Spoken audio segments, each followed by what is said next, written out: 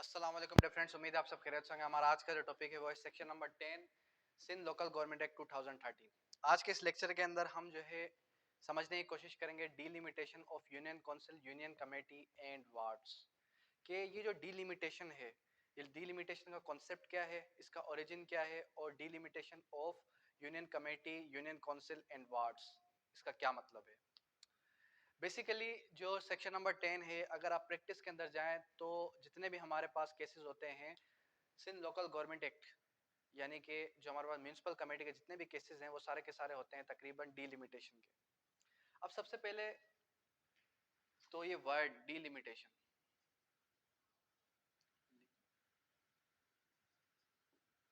Delimitation of union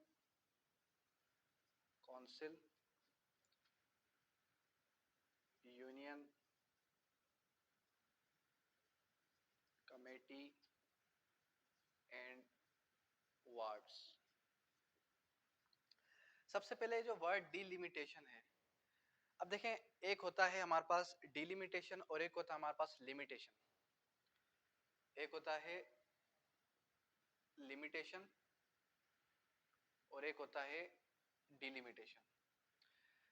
limitation क्या बताता है, जैसे कि हमने लिमिटेशन एक 1908 स्टडी की, तो लिमिटेशन ने हमें क्या बताया, एक टाइम लिमिट, एक पर्टिकुलर हमें टाइम लिमिट बताई कि जिसके टाइम पीरियड गुजर जाने के बाद आप कोई भी केस, कोई भी सूट फाइल नहीं कर सकते उस पर्टिकुलर टाइम पीरियड के बाद। जिस तरीके से हमारे पास section number 3 of limitation act, उसने क्या बताया, dismissal of suit after the time period expires. जब आपका टाइम पीरियड एक्सपायर हो जाता है उसके बाद आप वो सूट दाखिल नहीं कर सकते। ये एक जनरल रूल है लिमिटेशन एक्ट का। अब ये जो वर्ड डिलिमिटेशन है, ये डिलिमिटेशन का क्या कॉन्सेप्ट है। अब डिलिमिटेशन हमें ये बताता है कि कोई भी एक वार्ड है, वार्ड जो कि एक सबसे छोटा यूनिट होता है आपके वोट कास्ट करने का। अब इस वार्ड के जो भी इख्तियारात हैं, इस वार्ड के जो भी मामलात हैं, ये पर्टिकुलर इस एरिया तक ही हैं, महदूद हैं। जो भी आपका काउंसलर है, उस काउंसलर के जो भी उसके इख्तियारात हैं वो इस वार्ड के हद तक हैं। अब वो इस पर्टिकुलर टेरिटरी, इस पर्टिकुलर एरिया के बियॉन्ड नहीं जा सकता।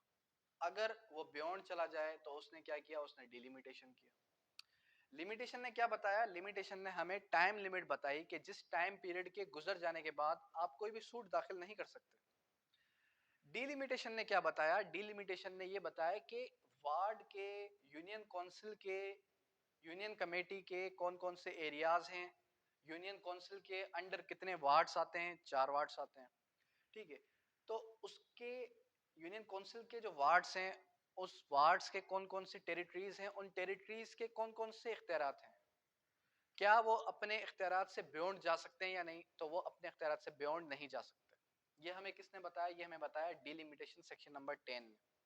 फर्दर हम इसको जब स्टेट्यूटरी वर्डिंग को वर्ड बाय वर्ड स्टडी करेंगे तो हमें ये चीज़ क्लियर होगी, जो अभी हम जो है स्टडी करने की कोशिश करेंगे। तो इसका जो बेसिक कॉन्सेप्ट है वो यही है कि डिलिमिटेशन का मतलब क्या है। डिलिमिटेशन का मतलब ये है कि आपकी जो यूनियन काउंसिल है, यूनियन कमेटी है और जो वार्ड है, इनके अलग अलग इख्तियारात, इनके अलग अलग जो है एक पर्टिकुलर एरिया इनको सुपर्द कर दिए गए कि आपका ये एरिया, ये पर्टिकुलर एरिया है और आपको ये हम जो है पावर्स देते हैं, तो आप इन पावर्स से बियॉन्ड नहीं जा सकते। तो इसको हम क्या कहेंगे, इसको हम कहेंगे डिलिमिटेशन। तो होपफुली आपको डिलिमिटेशन और लिमिटेशन इन दोनों का फर्क समझ में आ गया होगा और जो वर्ड डिलिमिटेशन है इसका कॉन्सेप्ट भी क्लियर हो गया होगा। अब फर्दर हम देखते हैं कि ये जो हमें स्टेट्यूटरी वर्डिंग है डिलिमिटेशन सेक्शन नंबर 10 की, वो हमें क्या कहना चाहती है। अब सेक्शन नंबर जो 10 है, जब हम इसको इसकी डायरेक्ट रीडिंग करते हैं तो इसके अंदर हमें ये चीज़ मिलती है। अच्छा, दूसरी चीज़ ये कि जो हमारे पास सिंध लोकल गवर्नमेंट एक्ट है, इसकी एक ही बुक आपको जो है मार्केट में मिलेगी। फर्दर अगर आप with the references of case laws और जो है डायरेक्ट से भी इजी वर्डिंग में इसको स्टडी करना चाहते हैं तो आप मुझसे कांटेक्ट करके नोट्स ले सकते हैं।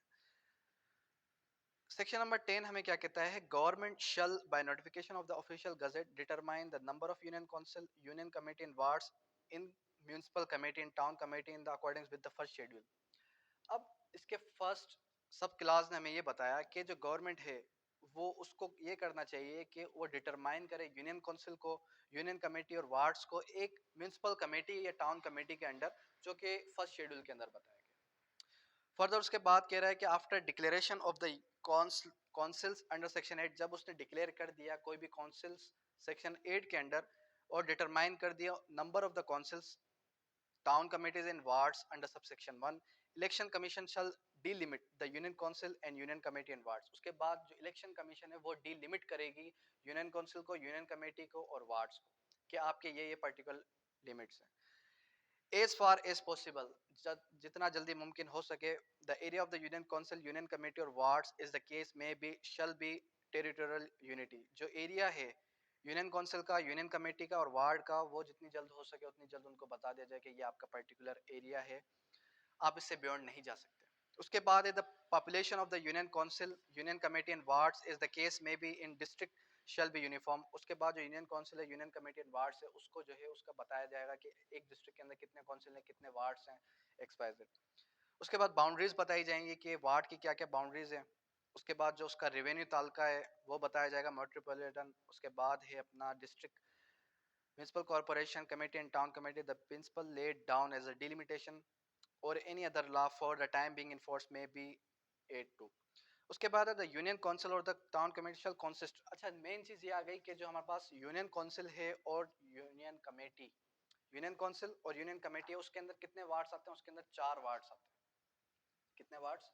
4 वार्ड्स। अच्छा, ये वार्ड क्या है? वार्ड जो है एक सबसे छोटा एरिया, सबसे छोटा एक जो है हमारे पास एरिया जिसके अंदर आपके वोट कास्ट होते हैं। जब आप एक जो है सिंध लोकल गवर्नमेंट, यानी कि लोकल गवर्नमेंट की म्युनिसिपल, एक हमारे पास काउंसलर की सीट होती है, तो काउंसलर जब खड़ा होता है तो आपके घर पे एक लिस्ट आती है, तो वो कहाँ कौन से वार्ड में आपका जो है वोट कास्ट होना है, ये आपको उस लिस्ट में पता चल जाएगा। उसके बाद है कंसिस्टिंग मोर रेवेन्यू डे और वार्ड्स। उसके बाद वो एरिया बताया है कि एक यूनियन काउंसिल के अंदर कितने डे आ रहे हैं, कितने जो है रेवेन्यू डे आ रहे हैं और कितने वार्ड्स आ रहे हैं। उसके बाद उसके ब्लॉकेज वगैरह बताया जाएगा। The guardian of the urban and rural area shall as far as possible consist for the block adjoining block and determine the purpose of the last preceding blocks and the venue day and day delimit and notified such election commission जो है उसको बताएगी, delimit करेगी कि ये आपकी particular limit है, इस लिमिट से आप बियॉन्ड नहीं जा सकते। तो ये हमारा एक जनरल कॉन्सेप्ट था डिलिमिटेशन का एंड लिमिटेशन का। जब आप प्रैक्टिस के अंदर जाते हैं, जब आप जो है एक लोकल गवर्नमेंट, यानी कि जो हमारे पास लोकल बॉडीज हैं, उसकी फंक्शनरीज, उसके जो कंपोजिशन और उसकी जो भी फंक्शंस हैं, उसको जब आप देखते हैं, तो जब आप अगर आप देखें कि जो लोकल गवर्नमेंट है उसकी अगर आप प्रैक्टिस के अंदर जाएं, तो इसका अच्छा स्कोप है। इन सिंध के अंदर देखा जाए तो इसका बहुत ही अच्छा स्कोप है, और इसके जो प्रैक्टिस के अंदर जितने भी केसेस होते हैं वो तकरीबन डिलिमिटेशंस के ही होते हैं। अगर पेपर के हवाले से मैं बात करूं, तो पेपर के हवाले से आपको सेक्शन नंबर 10 से कई रेफरेंसेस मिल जाएंगे, केस लॉस मिल जाएंगे आपको जो है पाकिस्तान लॉ साइड से। उसके अलावा अगर आप सिंध कराची लाइब्रेरी के अंदर विजिट करें तो वहां पर भी आपको कई केस लॉस मिल जाएंगे डिलिमिटेशन से रिलेटेड। तो बेसिक कॉन्सेप्ट क्लियर करने का मकसद ये था कि आपको ये चीज़ क्लियर हो जाए सेक्शन नंबर 10 के अंदर जो ये वर्ड है डिलिमिटेशन, और उसके बाद जो इसकी स्टेट्यूटरी वर्डिंग है जो हमें सिंपली ये बता रही है कि जो हमारे पास डिलिमिटेशन का कॉन्सेप्ट है वो क्या है, और कब कब जो है लिमिटेशन उसके ऊपर लगे, डिलिमिटेशन उसके बाद लगेगी और जो है उसकी डिलिमिट कर दी जाएगी उसका एरिया, उसका पर्टिकुलर एक वार्ड। और एक यूनियन काउंसिल के अंदर हमारे पास जो यूनियन काउंसिल है उसके अंदर कितने वार्ड्स आते हैं? उसके अंदर 4 वार्ड्स आते हैं। इसके अंदर सब क्लास 4 के अंदर ये चीज़ बताई गई। तो नो डाउट ये बहुत ही इजी सेक्शन था, होपफुली आपको समझ में आ चुका। कोई भी क्वेश्चन है आप रेस कर सकते हैं। Thank you.